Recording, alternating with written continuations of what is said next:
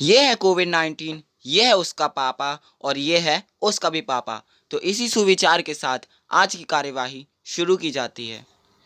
तो आज हम इस वीडियो में जानेंगे कि कोविड-19, ब्लैक फंगस, वाइट फंगस बने कैसे, शरीर को किस किस तरीके से नुकसान पहुंचाते हैं और साथ ही में जानेंगे कि इनमें से सबसे खतरनाक वायरस कौन सा है। तो मैं हूं आपका दोस्त राज और आप देख रहे हैं राज एक्स चैनल। चलिए शुरू करते हैं। आपकी थोड़ी जानकारी के लिए बता दें कि ब्लैक फंगस और कुछ भी नहीं बल्कि कवक और फफूंद का ही दूसरा नाम है।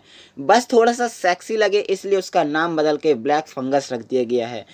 और यह फफूंद ही लगभग उसी प्रकार टाइप की ही फफूंद है जो 2-3 दिन रोटी को या ब्रेड को आप खुले में या नमी वाले स्थान पर रख देते हैं तो उसमें जो हरा कलर का कवक या फफूंद जमा होने लगता है वही फंगस है। और फंगस से ये खाली ब्लैक फंगस रोग नहीं बल्कि पुराने समय से ही इंसानों में फंगस से कई प्रकार के रोग होते हैं, जैसे गंजापन, दमा, दाद, खाज, खुजली, एथलीट फूट हैं। यह सभी जो रोग हैं ये फंगस से ही होते हैं। और अब आप सोच रहे होंगे कि नया फंगस कैसे पैदा हुआ, तो इसका जवाब है कोविड-19। जब किसी इंसान को कोविड-19 से अधिक संक्रमित या वायरस के चलते बहुत ज़्यादा सीरियस हो जाता है तो उसे अत्यधिक मात्रा में एंटीबॉडीज और एस्टेरॉयड दी जाती है। इसके बाद जब उस व्यक्ति के शरीर में ऑक्सीजन की कमी को ठीक करने के लिए ऑक्सीजन या वेंटिलेटर की मदद ली जाती है, तो जो ऑक्सीजन में मौजूद नमी होती है, क्योंकि ऑक्सीजन के साथ नमी भी आती है जिसमें पानी भरा होता है, तो उस नमी के कारण यह फंगस नाक में पैदा होने लगता है। नाक जो होती है उसमें ग्रो होने लगता है और नाक से धीरे धीरे क्या होता है, जब हम सांस अंदर की तरफ ले आँख की नसों में जाने लगता है, आँख की तरफ जाने लगता है। और यह एक बार आँख में पहुंच गया तो यह इतना खतरनाक हो सकता है कि आँख ऑपरेशन करके आँख भी निकालना पड़ सकता है।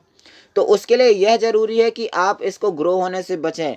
और सभी लोगों को यह नहीं होता है, ये सभी लोगों को नहीं होता है, ये उन्हीं लोगों को होता है जिनका इम्यूनिटी सिस्टम बहुत ही ज़्यादा कमज़ोर है। मतलब जैसे HIV के मरीज हो गए या हाई शुगर के मरीज हो गए, ये उन लोगों को ज़्यादा होते हैं। और यह जिनमें ये HIV और हाई शुगर दोनों ही बीमारी है, उन लोगों को ये ब्लैक फंगस वाली बीमारी बहुत जल्दी पकड़ती है। तो इसके कुछ लक्षण ऐसे ही हैं कि जब फंगस ग्रो होता है तो लक्षण कुछ इस प्रकार से कि नाक से पानी आने लगता है और नाक से पानी हल्का भूरे रंग का आता है। 1, 2 से 3 या 4 दिन तक नाक से पानी निकलना शुरू हो जाता है। मतलब आप समझ जाइए कि आपकी नाक में प्रॉब्लम है, फंगस ग्रो होने लगा है। और नाक के अंदर धब्बे बनने लगते हैं, क्योंकि जब फंगस होगा तो धब्बे बनेंगे, तो आपको दिखने लगेगा। अगर आप नाक को किसी चीज़ से देखें या साफ़ करें तो उसमें धब्बे या गंदगी सी कुछ अलग प्रकार की हरे पीले कलर की गंदगी देखने लगेगी। आपको उल्टी जैसा फील होगा, वॉमिटिंग फील होगी। और साथ में यह फिर आँख में पहुँचने लगता है और आँख जब पहुँच जाता है तो आँख लाल होने लगती है और आँख में मवाद जैसा दिखने लगता है कि आपको लगेगा कि आपकी आँख में मवाद है। आँख के नीचे जो हिस्सा होता है जिसमें रिंकल्स पड़ जाते हैं, वहाँ पे आपको ऐसा लगेगा कि कुछ चीज़ है, कुछ मवाद सा है। लेकिन मैं एक बार फिर से बता दूं कि ये ब्लैक फंगस सभी को नहीं होता है। जिनका इम्यूनिटी सिस्टम कतई ज़्यादा ख़राब है सिर्फ उसी को होता है। और अगर जिसका इम्यूनिटी सिस्टम बढ़िया है तो ब्लैक फंगस क्या, दुनिया का कोई भी फंगस, कोई भी वायरस उसको कभी हानि नहीं पहुंचा सकता, कभी उस शरीर को नुकसान नहीं पहुंचा सकता।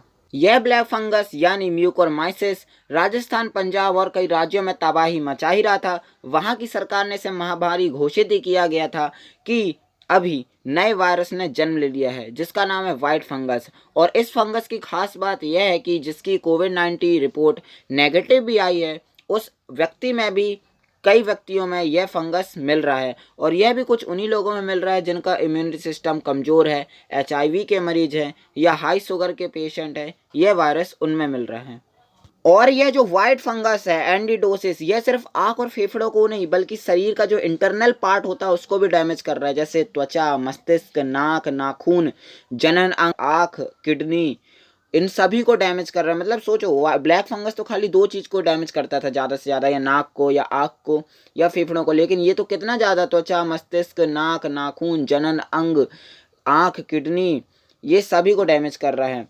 और ये जाना कि हमने कि जो फंगस वायरल हैं उनके बारे में, और यह जो फंगस है ये आज ही नहीं बल्कि हमेशा से ही हमारी धरती के वातावरण चारों ओर मौजूद रहते हैं। लेकिन जैसे ही किसी इंसान का या किसी जीव प्राणी का शरीर कमज़ोर होता है, यह फंगस उसके शरीर में इन्फेक्शन का खतरा पैदा करने लगता है। और हम बात करने वाले अब हिंदुस्तान की मोहब्बत कोरोना वायरस की। तो ये मतलब ये कितने किसी प्रेमी ने अपने प्रेमिका से इतना प्यार नहीं किया होगा जितना कि कोविड-19 हिंदुस्तान से दिल लगा के बैठ गया है।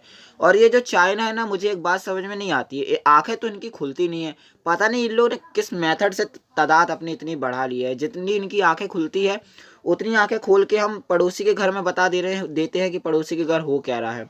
और ऐसे ही जब वर्ष 2002 में सार्क वायरस आया था, सार्स वायरस, तब जो चाइना था, इसकी जो सरकार थी, इन्होंने क्या बोला था कि इन्होंने ना मीट मछली पर ना बैन लगा दिया था।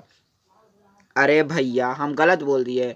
इन लोगों को किस किस पर बैन लगाएंगे, सभी तो खा लेते हैं। सांप हो गया, छिपकली, कछुआ, मतलब कि अगर गिनाने पे आ गया तो 7 लाख जीव जितने धरती पे मौजूद है सब गिनाने पड़ जाएंगे। ऐसा कभी कभी तो मेरे को ऐसा लगता है कि ये जो चाइना है ना, इसको जो चांद पे अपन घर नहीं बनाते कांच से ढक के घर, ऐसे ही चाइना को कांच के कटोरे से ढक के रख दो, या फिर चाइना को ना ढको तो पूरे हिंदुस्तानी को या फिर पूरे वर्ल्ड को ढक के रखो कांच से, ताकि ये जो नए नए वायरस जो फेंकता है ना दूसरे की दुनिया के ऊपर, कम से कम ये तो फेंकना बंद करेगा।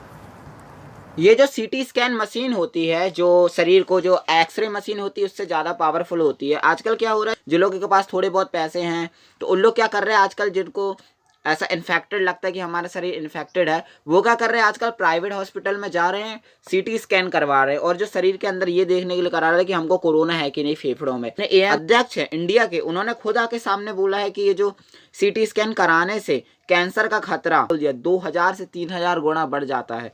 क्यों बढ़ जाता है?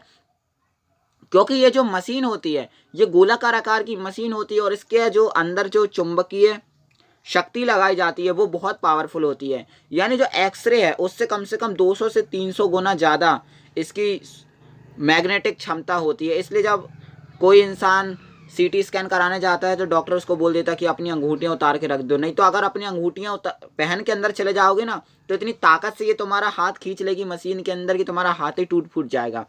तो ये इतना पावरफुल होता है। तो जब ये इतना इसकी रेडिएशन निकलती है तो ये क्या करता है, हमारी त्वचा पे जो मौजूद कोशिकाएं होती हैं उनको नष्ट कर देता है। जब कोशिकाएं नष्ट हो जाती हैं तो क्या होता है, कैंसर का खतरा 2000 से 3000 गुना बढ़ जाता है।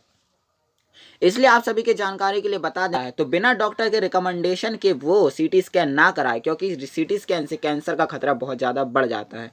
तो इसी के साथ आज की वीडियो हम यहीं समाप्त करते हैं। वीडियो कैसी लगी ज़रूर बताएं, अपने दोस्तों के साथ शेयर करें।